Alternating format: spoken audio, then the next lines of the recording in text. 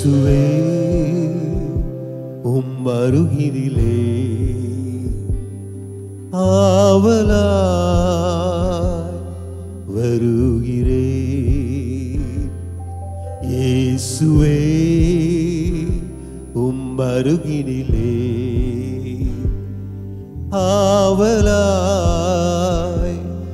வருகிறேன். எந்நேரமும் எந்தன் சுவாசம் உம்மையே துதித்திடுமே. எந்நாளுமே எந்தன் வாழ்க்கை உந்தன் மகிமையை பாடிடுமே. என் நேரமும் எந்தன் சுவாசம் உந்தன் மகிமையை துதித்திடுமே. எந்நாளுமே எந்தன் வாழ்க்கை உந்தன் மகிமையை பாடிடுமே. இயேசுவே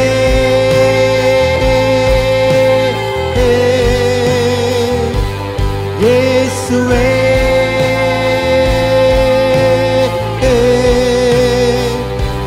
இயேசுவே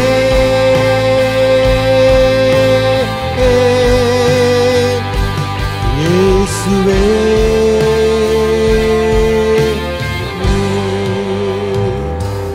இயேசுவே அருகினிலே ஆவலாய் வருகிறேன். இயேசுவே அருகினிலே ஆவலாய் வருகிறேன்.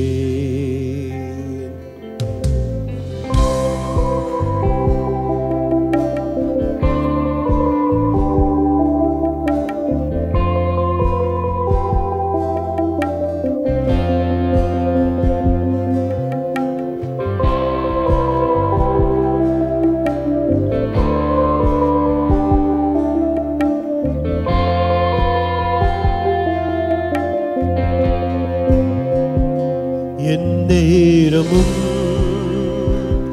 எந்தன் சுவாசம் உன்னை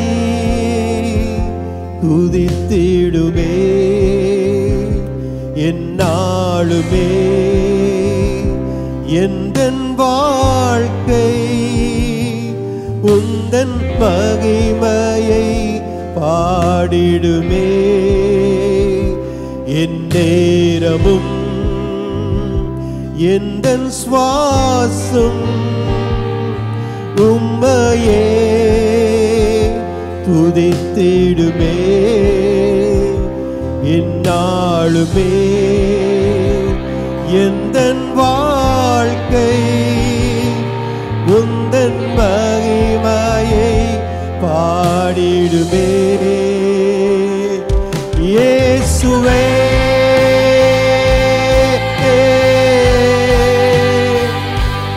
இயேசுவே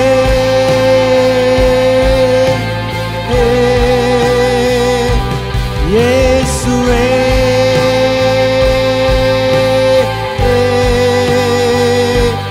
இயேசுவே இயேசுவே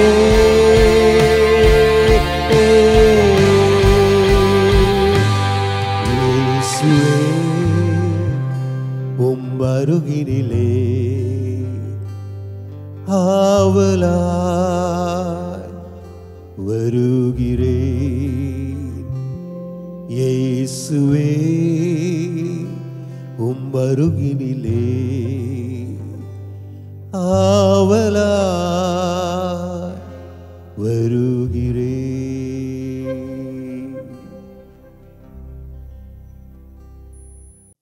போர் ஆயுதங்கள் நம்மோட கிறிஸ்தவ வாழ்க்கையில் நம்ம பயன்படுத்த வேண்டிய சில ஆயுதங்கள் இருக்குது. ஒருவரை குறை கூட அல்ல, பகைவரை எதிர்க்குவதற்காக. நியாயாதிபதிகள் 7 இன்னைக்கு ஒரு பெரிய பகுதி தான், ஆனால் கவனமாக கேளுங்க. நாம் எங்கே இருந்து வர்றோங்கிறத நல்லாவும் தெளிவாகவும் தெரிஞ்சுக்க நான் இந்த முழு பகுதியையும் வாசிக்கணும்.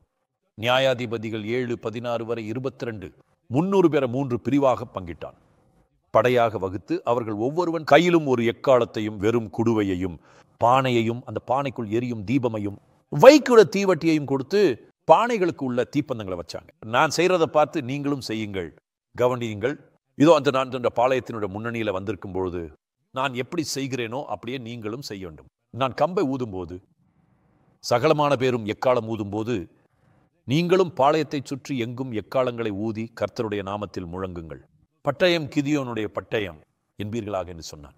நடுஜாமத்தின் துவக்கத்தில் ஜாமக்காரரை மாற்றி வைத்த பின்பு கிதியோனும் 100 பேரும் அந்த இடத்தில் நிற்கச் சொல்லப்பட்டனர். துவக்கத்திலே பாளையத்தின் முன்னணியில் வந்து எக்காலங்களை ஊதி தங்கள் கையில் இருந்தவை பானைகளை உடைத்தார்கள். 3 படைகளின் மனுஷரும் எக்காலங்களை ஊதி பானைகளை உடைத்து இடது கையில் அவர்கள் தீப்பந்தம் வைத்தனர். வலது கையில் ஊதுவதற்காக கம்பை வைத்திருந்தார்கள். அவர்கள் கூவினார்கள், கிதியோனின் கர்த்தரின் வாழ் சக்தியுடன் ஒளிர்கிறது. கிதியோனுடைய பட்டயம் என்று சத்தமிட்டு முகாமின் சுற்றிலும் நடந்தனர். முழு படையும் ஓடி கத்தி தப்பி பயத்துடன் ஓடினார்கள். 300 பேரும் எக்காலங்களை ஊதுகையில் கர்த்தர் தான் ஏற்படுத்தினார். கர்த்தர் பாளையம் எங்கும் ஒருவர் நடக்கச் செய்தார் மற்றும் பார்த்தார். அவரது நெருங்கிய தோழர்களுக்கு எதிராக பட்டயத்தை ஒருவருக்கு விரோதமாய் ஓங்க பண்ணினார். இங்க நான் கொஞ்சம் நிறுத்துறேன். இன்னைக்கு நாம இந்த இடத்துல தான் தவறுறோம். சபை எப்பொழுது ஒண்ணுபட்டு ஒருத்தர் இன்னொருத்தர் கிட்ட சண்டை போடுறதை நிறுத்தி நம்மளோட ஆற்றலை முழுமையாக பயன்படுத்துறப்ப, நம்மளோட கூட்டு ஆற்றலை முழுமையாக எங்கள் சபை உறுப்பினர்களின் முழு சக்தி எதிரிக்கு எதிராக பயன்படுத்துறப்ப எதிரி தோற்கடிக்கப்படும். நம்ம ஒருத்தருக்கு ஒருத்தர் சண்டை போடுற வரைக்கும் எதிரி தோற்கடிக்கப்பட மாட்டான். ஏன்னா அவன் பிரிவில் தான் வளர்றான். சுவாரஸ்ய பகுதி இருக்கு, இதை சொல்ல நேரம் இல்லை. ஆனால் தேவன் கிதியோன் செய்யணும்னு அபிஷேகம் செஞ்ச வேலைக்கு 30,000 300 ஒரு செயல் மூலமா நபர்கள் குறைஞ்சது உங்களுக்கு தெரியும். இப்ப இந்த 300 பேர் போர்ல எதிரிகள் கூட போர் செய்ய ரெடியா இருக்காங்க.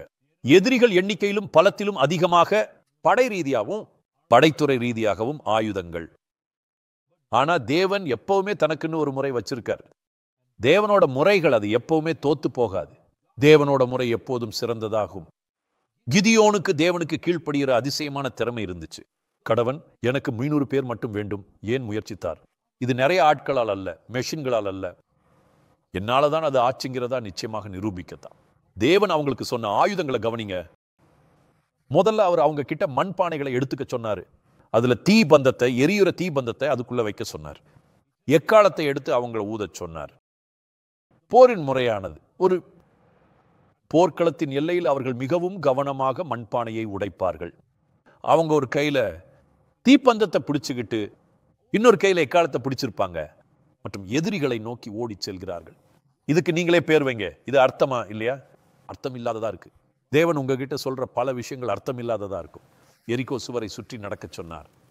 7வது நாள்ல 7 முறை சுற்ற சொன்னார். அதிலும் அர்த்தம் கிடையாது. செங்கடலுக்குள்ள நடக்க சொன்னார். உங்க பாதங்கள் படும் அந்த நேரத்தில் அற்புதம் செய்வேன். அதுலயும் அர்த்தம் கிடையாது. பல நேரம் தேவனோட அறிவு வெளிப்படுகிறது. பொது அறிவோடு எப்போதும் ஒத்துப்போகாது. ஆனா அதை பின்பற்றுங்க. இந்த பாத்திரங்களின், இந்த ஆயுதங்களின் முக்கியத்துவம் வாய்ந்த ஒரு விஷயம் இருக்கு. ஏன்னா அதிலிருந்து நான் கத்துக்க விரும்புற ஒரு ஆவிக்குரிய பாடம் காலை நேரத்துல நமக்கு ஆசீர்வாதமா இருக்கும்னு நம்புறேன். முதல்ல ஒண்ணு, நியாயாதிபதிகள் 7:18 அவர்களை நோக்கி நான் செய்வதை பார்த்து அப்படியே நீங்களும் செய்யுங்க. கவனியுங்க. நான் பாளைய முன்னணியில் வந்த போது நான் செய்வதைப் போல நீங்களும் செய்யணும். முன் உதாரணமான தலைமைத்துவம். நாம் உதாரண தலைமைத்துவம் கற்றுக்கொள்ளலாம். தலைவர் செய்யற மாதிரியே செய்யுங்க. சர்ச் தலைவர் செய்யறதையே செய்யறதுனால அது தலைவருக்கு நீதிமானின் வாழ்க்கை வாழ்ற பொறுப்பு அதிகமாக்கும். நானும் என்னோட இருக்கும். சகலமான பேரும் எக்காலம் ஊதும் போது நீங்களும் பாளையத்தை சுற்றி எங்கும் எச்சரிக்கையுடன் நடக்க வேண்டும்.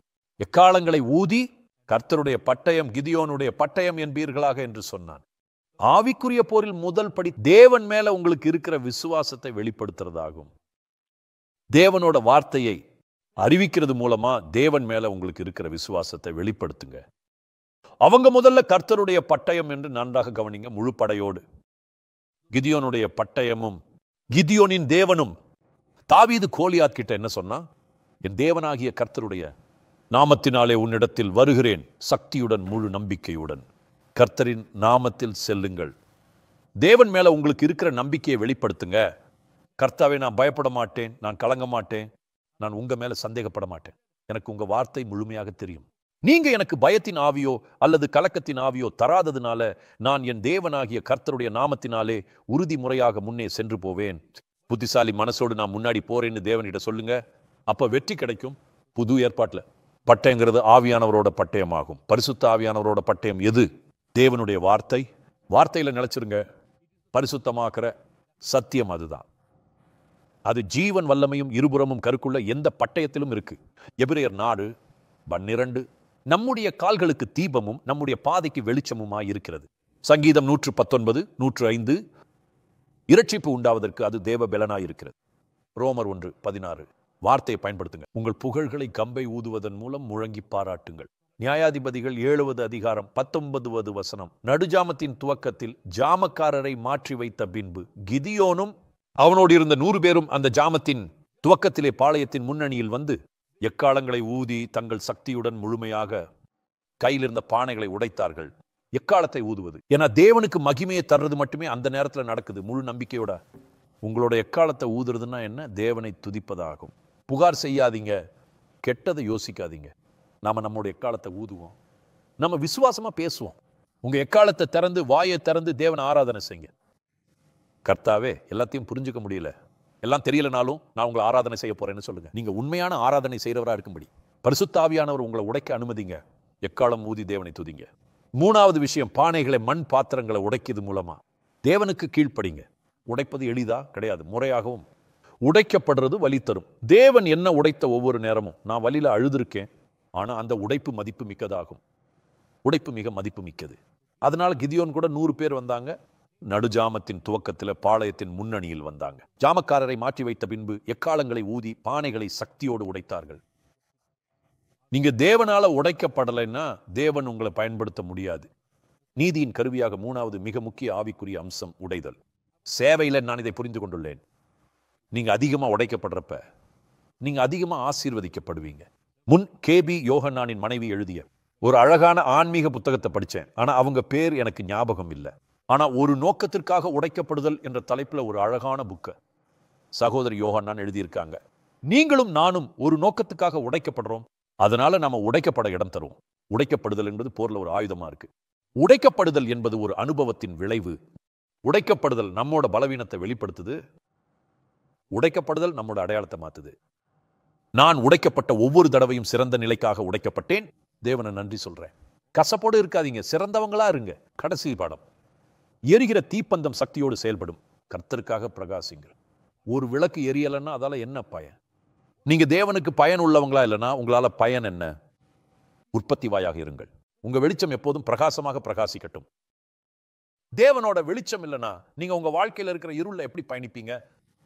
நியாயாதிபதிகள் 7 மற்றும் 20 தீவட்டிகளை தங்கள் இடது கைகளிலும் ஊதும் எக்காலங்களை தங்கள் வலது கைகளிலும் பிடித்துக்கொண்டு கர்த்தருடைய பட்டயம், கிதியோனுடைய பட்டயம் என்று சத்தமிட்டார்கள். முழு உறுதியாக கூறினர். தேவனோட மகிமைக்காக, முழு மனதோடு தேவனுடைய மகிமைக்காக அருமாண்டு ஒரு மெழுகுவர்த்தியை ஏற்றி அதை மேசையின் கீழ் வைத்து மறைக்க மாட்டார்கள். ஆனா அந்த வெளிச்சம் எல்லா இடத்துக்கும் போக மேல வைப்பாங்க. ஒளியின் மூலாதாரம் பரிசுத்த ஆவி, பரிசுத்த ஆவியின் எண்ணெய். ஆசரிப்பு கூடாரத்தில் இருந்த விளக்கு முழு கூடாரத்துக்கும் வெளிச்சத்தை முழுமையாக தந்துச்சு. அது எண்ணெயில மட்டுமே இருந்துச்சு. நீங்களும் நானும் பரிசுத்த ஆவியின் உதவியால பிரகாசிக்க முடியும். இந்த கதையின் முடிவு தெரியும். வெற்றி கிடைத்தது.